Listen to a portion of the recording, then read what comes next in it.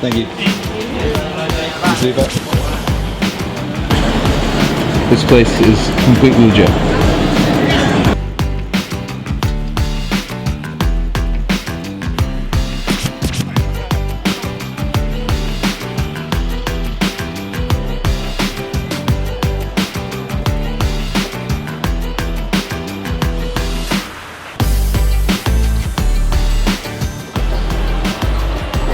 Just finished at the gym, decent workout, so I'm gonna go back and shower. I'm gonna grab a quick smooth from downstairs. It's a sick place.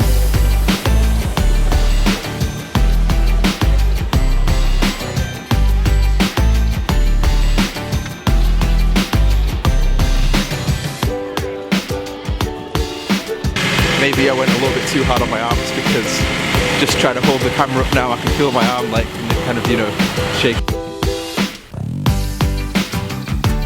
So, what's been going on? I've been playing a lot of poker. Last time you saw me, I just busted the GUKBT, 23rd place. Disappointing, obviously, but it happens. Ended up cashing for £4,420, which, you know, it's okay. I mean, it's a lot of money, but when you bust a tournament, it's always kind of annoying, regardless of the situation, really. You're never really happy unless you bust the person in second place and win the tournament. One of the questions in the comments was, how do you deal with busting a tournament like that? And you've just got to try and find peace in knowing that you made the right decisions at the time, or hoping that you made the decisions to the best of your ability. You cannot think about the results, you have to think about the decisions. Just because the result of the hand may have been different if you made a different decision, does not mean that was a good decision. You have to take away the results and think more long term about making good decisions over and over and over. So, what have I been up to? I've been playing poker, a lot of poker. I had a meeting yesterday with the casino that I play at in London, the Palm Beach Casino. Basically, let's just get it out there. There's been some issues with filming at the table, so it's been brought up. I'm here to just make poker content for you guys, hopefully some fun lifestyle stuff, but it's likely that I won't be filming at the table very often in future. It's one of those things, I kind of thought about it at the start and knew it could potentially cause some problems, but I just loved the way the shot at the table just brings the audience into the table, into the game. So like when you're watching it, it feels like you're part of it. But of course, like I don't want to like piss anyone off. It's kind of a private thing, results aren't really posted anywhere, nobody really knows who plays what games, and I don't want to disrupt that. I'm not going to stop vlogging, I'm going to continue vlogging, but without the casino's permission, I will not be filming at the table ever again. Yeah, that's it. So, it's dark outside, we're in England, it's winter, it's kind of sucks. It gets dark super early, and last night I was playing at Palm Beach till pretty late. My sleeping pattern's been a bit messed up since I've been back. I've just got back from the gym, just got out of the shower. I'm dressed, I'm ready. I'm gonna hit the Palm Beach. So, a little bit about the Palm Beach. It's a casino in Mayfair in London. It's a small card room, it has about 3 tables. From time to time it has PLO, but it's mostly no limit hold'em. It has a dress code. A lot of the time you're gonna be playing in a lineup with with just entirely tough regs. There's a lot of great players who go play at the Palm Beach. It's definitely not easy. The rake's high, there's a dress code. So you're probably thinking, well, why the hell are you going there, Jake? Well, what are you thinking? The main thing, the service is just absolutely outstanding. If you like poker and you like good service, that is the place to play. I'm friends with a lot of the other regs in there. I'm friendly with a lot of the staff there. There's good food, like a really nice environment to play. But it's not really like the most plus EV place to play. I'm in a mindset where I'd rather be happy and, you know, enjoy going to work and really love like what I'm doing than squeeze out that tiny little bit of extra EV like playing in a place you don't like. The service is great, the food's good, the staff's amazing, the dealers are great, but the rake's high, there's tough players, tough lineups. So, you know, it's a bit of a balancing act. Yeah, we finished at the gym, we're going to put some hours in the Palm Beach. The game is basically 5, 10, 20, which plays that for 90% of the time. Sometimes it plays bigger, sometimes it plays smaller, but I would say the majority of the time it's 5, 10, 20. I sit somewhere between 5 and 10k most of the time. I like sitting super deep stacked for a couple of reasons. So yeah, I've been playing a lot of poker there this week. I was waiting for the meeting before I got the okay. Unfortunately that hasn't happened, so I'm just gonna do what I can do with it. I'm gonna be in London for a little bit longer, then going to Prague, final EPT.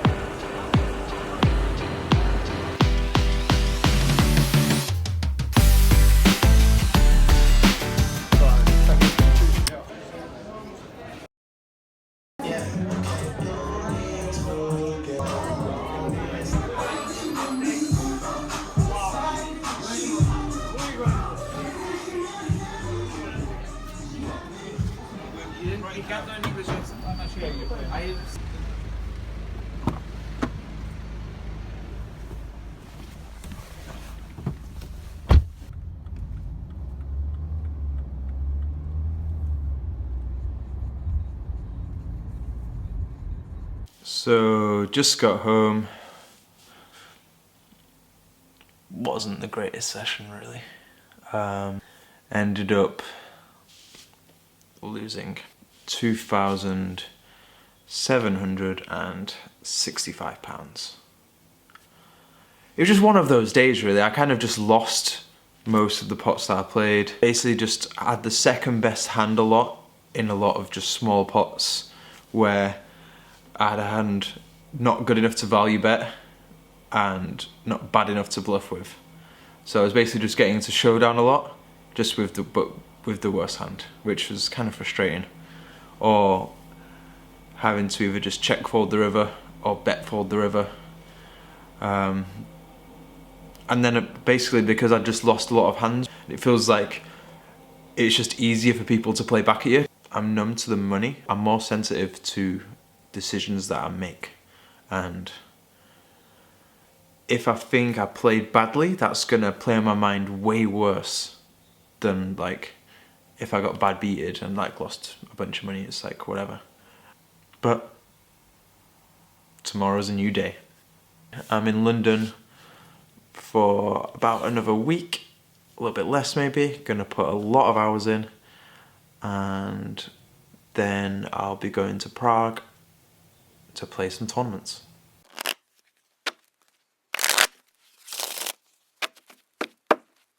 The glasses are on. It's hand analysis time.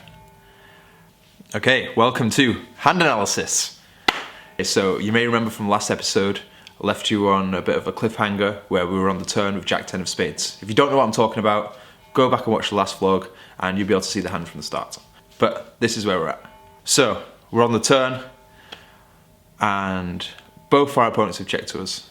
Now, first off, I just want to say thank you everyone who commented and took the time to think about the hand. A lot of you went through a lot of detail breaking down everyone's ranges. Many of our first instincts is just to bet because It feels like we've got such a strong hand, and let's get more money in. Basically what this hand boils down to is, what do we want to achieve by betting?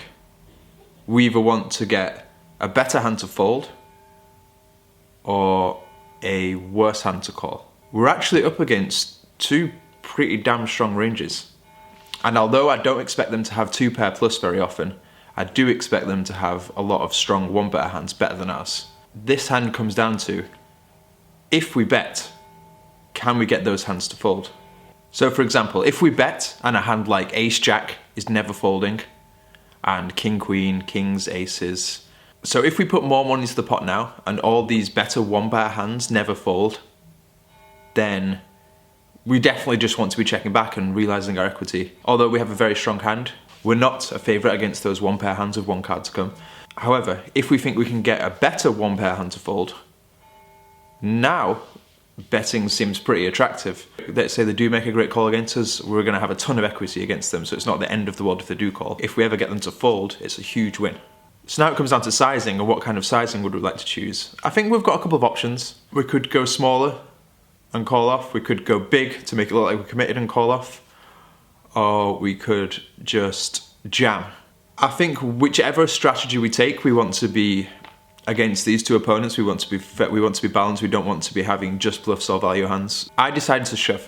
I felt like there was enough merit in getting them to fold the better 1 pair hands, and hopefully we weren't running into 2 pair or better very often, but even if we did, we've got a ton of equity against those hands, and if we ever get a better 1 pair hand to fold, it's a huge win.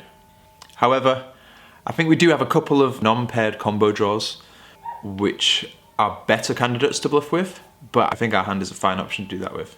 I shoved the turn, under the gun tanked for a long time and folded, then under the gun 1 snap folded, and I later found out that the under the gun folded aces. So that definitely means our turn play was good in this spot. Next episode, I'm going to be doing a Q&A, so please, if you could help out with some questions down below about anything poker related, life related, just anything at all. If you could help me out with some questions below, that would be awesome. And I'll see you next time.